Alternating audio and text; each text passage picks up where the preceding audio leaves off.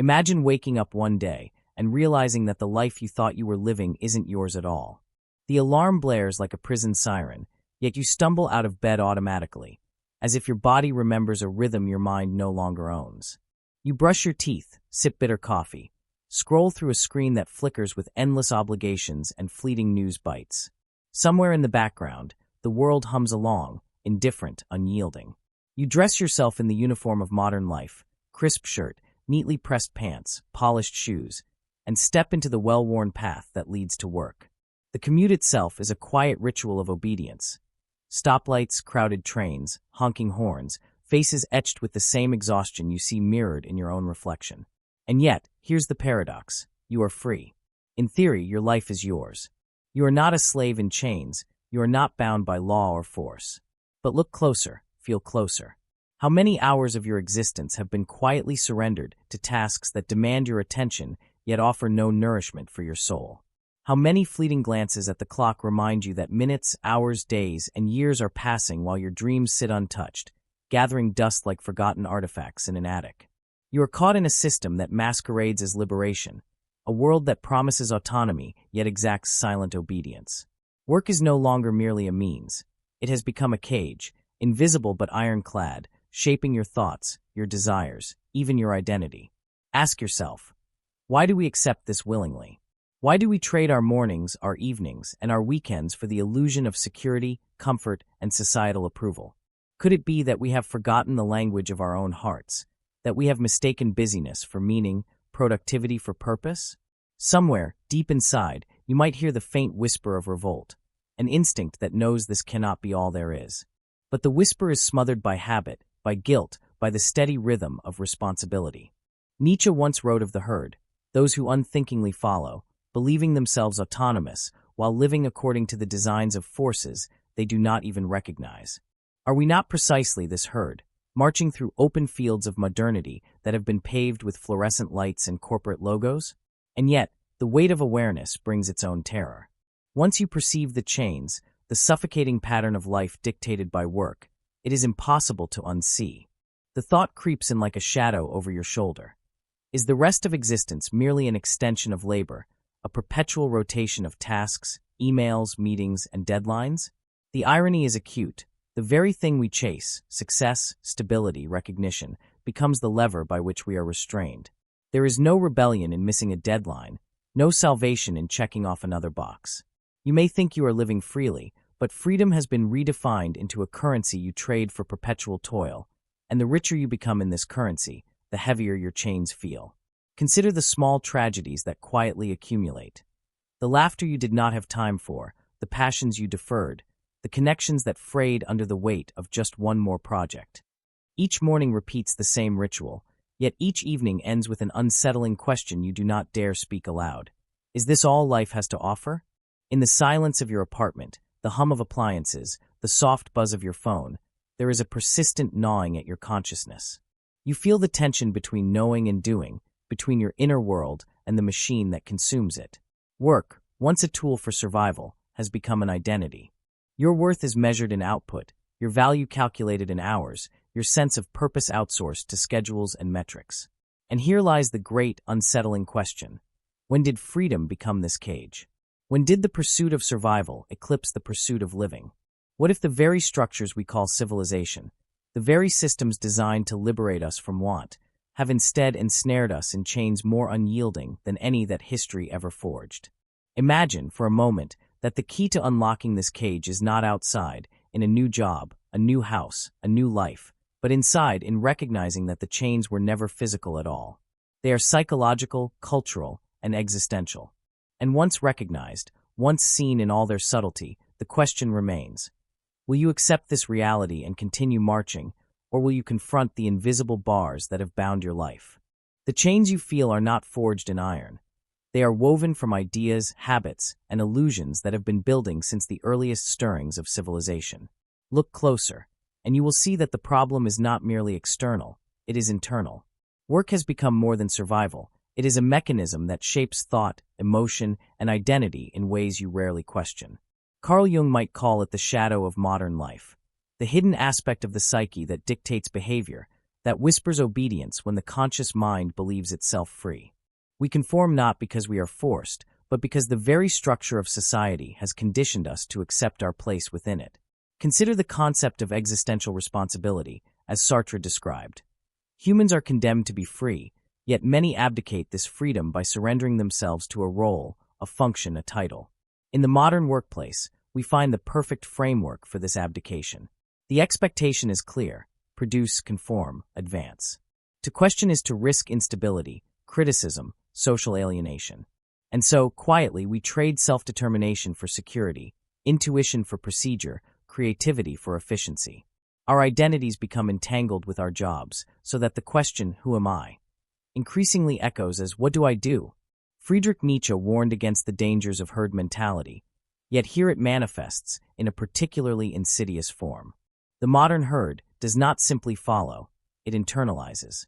You wake each day, not because an overlord commands it, but because society, culture, and subtle psychological pressures have convinced you that to step outside the ritual is to step into chaos. Social media reinforces this by quantifying success, value, and worth with likes, followers, and visible achievements. The algorithm itself becomes a silent taskmaster, shaping desires and decisions without ever issuing a direct command. Work is no longer a tool, it is the framework through which meaning is assigned, the lens that filters your perception of self and worth. Viktor Frankl, reflecting on the human need for meaning, would recognize the tragedy here. We fill our lives with activity and distraction, mistaking it for purpose, while the essence of what sustains the human spirit, the search for authentic meaning, is left unaddressed. The modern machine encourages you to run faster, climb higher, achieve more, yet never pause to ask whether the destination is worth reaching. The very structure of modern employment exploits a psychological vulnerability, the fear of insignificance. We fear being seen as idle, as unproductive, as irrelevant. And so, work becomes a scaffold of self-justification, convincing you that the chains you feel are in fact the wings that lift you toward accomplishment. But there is more. Look beneath the surface, and you will find a web of cognitive biases that perpetuate this condition. The sunk cost fallacy convinces you to persist in work and roles long after they cease to serve you. Status quo bias makes you cling to routines, comforts, and obligations even when they suffocate your creativity and autonomy. Anchoring traps your expectations within a narrow frame: the salary, the title, the bonus. Behavioral psychology shows that intermittent rewards, small acknowledgments from supervisors, sporadic praise, or occasional promotion, condition you to continue, just as a slot machine conditions a gambler. You are trained to seek approval, efficiency, and output, often at the expense of reflection, intuition, and the deeper desires of your own soul. Even culturally, the narrative supports this entrapment. Huxley's vision of a society pacified by superficial comfort is not merely dystopian speculation. It is the lens through which many modern systems operate. Entertainment, social comparison, and consumerism occupy the mind while work occupies the body, leaving little space for independent thought. Each layer reinforces the notion that labor is identity, that time is best spent producing, consuming, or optimizing productivity, and that the inner life, the emotional, spiritual, and reflective self, is an indulgence, a luxury often postponed indefinitely. And yet, the most insidious aspect of all is invisibility. The chains are not felt at first. They are subtle, almost seductive. They masquerade as ambition, responsibility, and achievement. The psychological roots lie not in coercion but in consent, the quiet, repeated choice to equate worth with output, to measure existence in tasks completed rather than moments experienced. In a world where distraction is celebrated and reflection discouraged, even the act of noticing the chains becomes a rare act of courage. And when you finally do notice, it is often too late to undo the years of conditioning without deliberate, conscious effort. Schopenhauer might have called it the endless striving, the will that drives suffering under the illusion of purpose. You work not because work itself fulfills, but because the structure of existence, the societal expectation, the internalized metrics of success, the very architecture of cognition, demands it. And therein lies the cruel paradox. You are free, yet systematically convinced to surrender that freedom. You seek significance, yet you chase it in forms that erode the self. You hope for liberation, yet you labor to maintain the system that binds you. The hidden problem is not simply the external system of work. It is the psychological architecture of compliance, the philosophical seduction of measured success, the societal pact that convinces millions to trade their inner lives for roles, titles, and tasks. The consequence is a subtle, insidious erosion of self, identity, and meaning, leaving many to wonder, sometimes too late, whether they have truly lived or merely survived under the guise of productivity. As the awareness begins to crystallize, the next question looms, heavier than ever. If work is the new chain, what becomes of those who recognize it? Can one escape without collapsing under the weight of responsibility, expectation, and fear? And if so, what must be confronted first, the system or the psyche that has internalized it so completely? The answer is not simple, but the path begins with seeing the architecture of the cage, layer by layer, and confronting the quiet, internalized forces that sustain it. You might think that the chains of work are felt only in the obvious ways: fatigue, stress, or the creeping anxiety of looming deadlines. But the truth is far more insidious. The consequences are not merely physical. They seep into your thoughts, your perceptions, your very sense of reality. Imagine standing in a room of mirrors, each reflecting not your face, but the version of yourself defined by obligation, by schedule, by expectation. Slowly, subtly, you begin to lose the contours of who you are. Cognitive science calls this the erosion of the self-concept, a gradual, almost imperceptible reshaping of identity under prolonged stress, repetition, and conformity. Your mind adapts to the pressures imposed by external structures, rewriting your values, desires, and priorities in alignment with systems that serve efficiency more than humanity. Consider the subtle manipulation of attention. Neuroscience tells us that focus is not an inexhaustible resource. It is finite, delicate, and precious. Every meeting, every task, every ping of a notification draws fragments of your consciousness away from reflection, curiosity, and creativity. Over time, the relentless demands of modern labor narrow perception, conditioning you to see life as a sequence of objectives rather than as a rich, multidimensional experience. The world outside work, relationships, passions, quiet contemplation, shrinks to the margins, and yet, paradoxically, the feeling of being busy becomes a badge of honor, a mark of identity, and a defense against confronting the emptiness that grows in these margins. And then there is the social cost. Human beings are inherently relational creatures, yet the invisible chains of work subtly distort connections. How often have you been physically present with someone you care for, but mentally elsewhere, rehearsing the tasks ahead, planning the next day, worrying about deadlines? Technology reinforces this intrusion, offering constant accessibility while eroding the boundaries that preserve mental and emotional space. Friendships weaken, family ties fray, and intimacy becomes transactional, a performance measured in time allocated rather than depth experienced. The very networks that could sustain, enrich, and heal you become collateral damage in the pursuit of productivity. Culturally, the consequences ripple even further. When entire societies normalize overwork as virtue, the collective consciousness begins to mirror this distortion. Cities buzz with frenetic energy, economies thrive on constant output, and moral frameworks bend to accommodate a system where labor equals value. Meanwhile, philosophical and artistic pursuits, reflection, and exploration of the inner life are deemed indulgences or hobbies, peripheral to the real work of survival and success. Aldous Huxley might have described it as a civilization anesthetized by its own system, content to be efficient and distracted while the richness of human experience is quietly compressed into measurable outputs. The neurological consequences are equally stark. Chronic stress, induced by prolonged immersion in work-dominated life, reshapes brain architecture, reinforcing anxiety, diminishing memory retention, and lowering emotional resilience. Dopamine pathways adapt to constant stimuli, making natural joys, sunsets, music, conversation, feel comparatively dull. You begin to chase small, intermittent rewards in work, promotions, or recognition, training the brain to expect gratification only in externally sanctioned doses. Over time, the simple act of being, without producing, becomes uncomfortable, even intolerable. The mind, conditioned to equate survival with output, struggles to find intrinsic meaning outside the structures that define labor. And yet, the most unsettling consequence is existential, the slow dissolution of purpose. You may have started your career with dreams, passions, or ambitions rooted in authenticity, but as work gradually monopolizes attention, identity, and time, the boundary between desire and duty blurs. Nietzsche warned of the last man, a creature complacent, devoid of depth, living within comfort but not in engagement. Modern work often cultivates precisely this condition, replacing existential exploration with procedural existence. You exist to perform, perform to survive, survive to maintain the system, a loop that feels necessary, even inevitable, until the realization strikes. Life has been expended without conscious choice. The psychological subtleties make the chains even harder to recognize. Cognitive dissonance masks suffering by creating rationalizations. I chose this path. I'm building a future. This is temporary. These are not lies, exactly. They are the mind's defense mechanism, soothing the inner conflict between desire and reality. Yet with each passing day, the gap between self and role widens.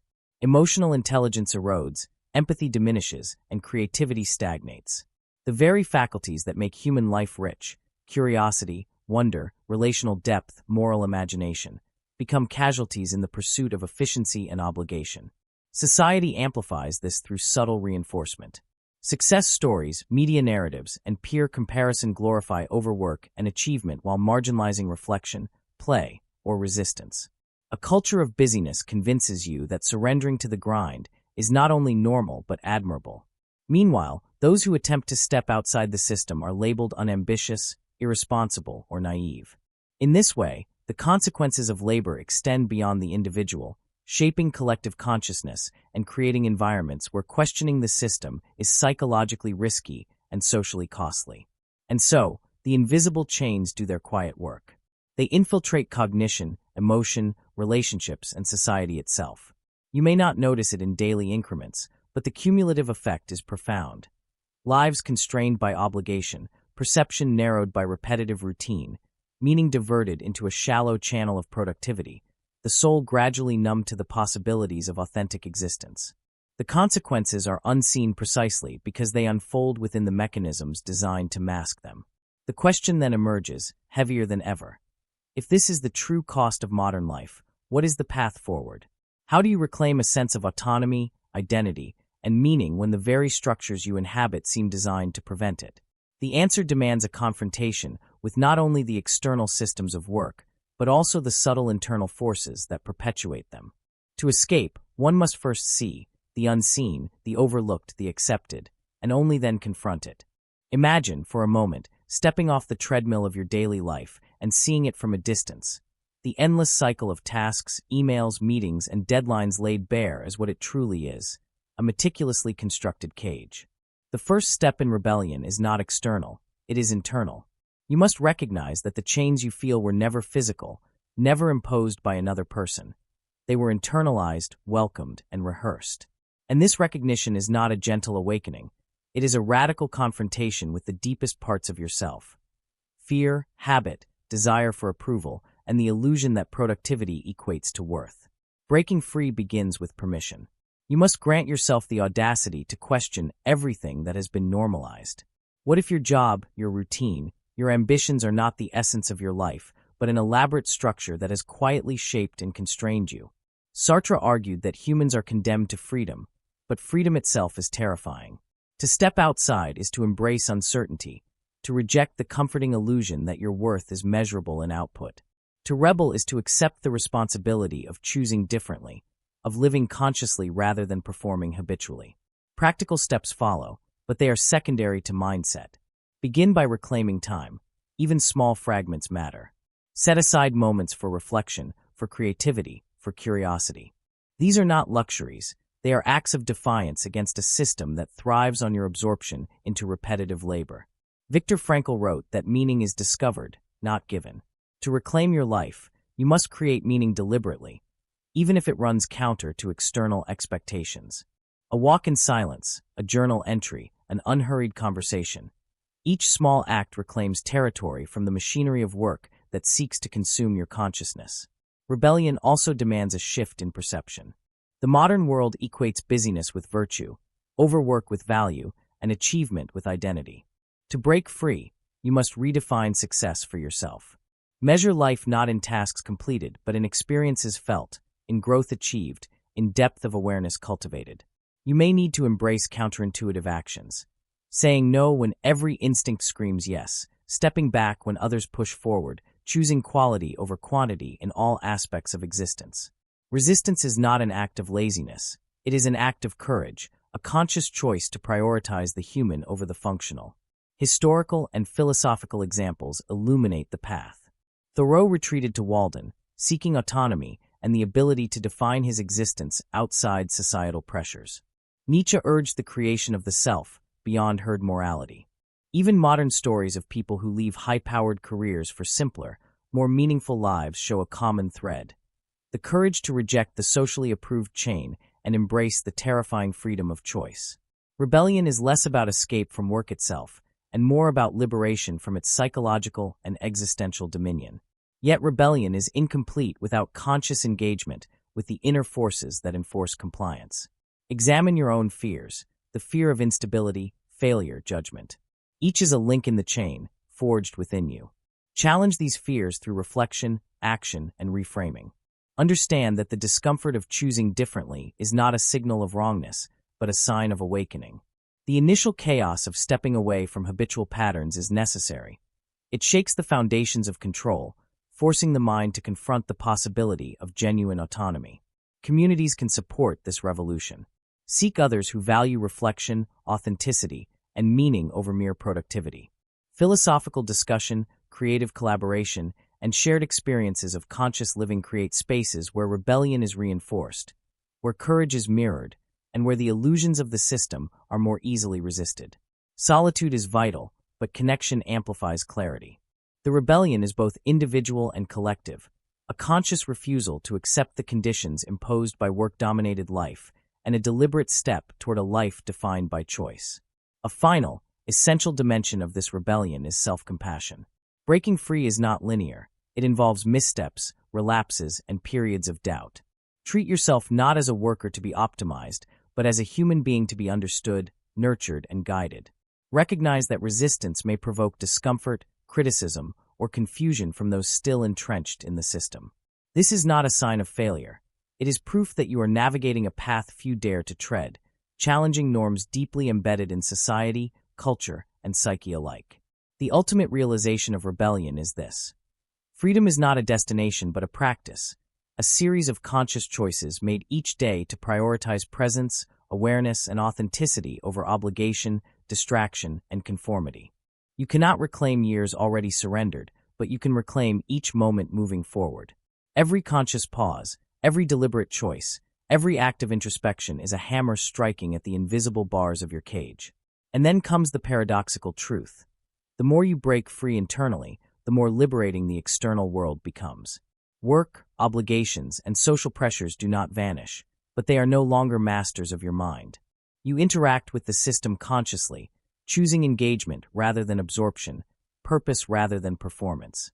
The rebellion is not a flight from reality. It is a reclamation of self within it. You may find that life, once reduced to routine and obligation, becomes rich again, full of color, nuance, and possibility. At last, the revelation unfolds. The chains were never truly around your body. They were inside your mind. Work, obligation, societal expectation, the endless pursuit of approval. All are constructs that gain power only when you consent. The ultimate truth is that freedom is never given. It is recognized, claimed, and practiced within. Life is not a ledger of tasks completed, but a canvas of moments consciously chosen, a symphony of decisions made with awareness rather than habit. Imagine stepping into this awareness and feeling the weight lift. Not because the world has changed, but because you have. The invisible cage dissolves as you reclaim your presence, your creativity, your right to define your own value. The paradox is sublime. The more you embrace choice and meaning, the less work confines you, the more the world responds to the freedom you embody. This is the final awakening. Existence is not a performance to be measured, but a reality to be lived. Each moment is a rebellion, each conscious choice a liberation, and each act of self-awareness a hammer striking the invisible bars. The chains break not outside, but within, and in that inner liberation, life becomes at last truly yours.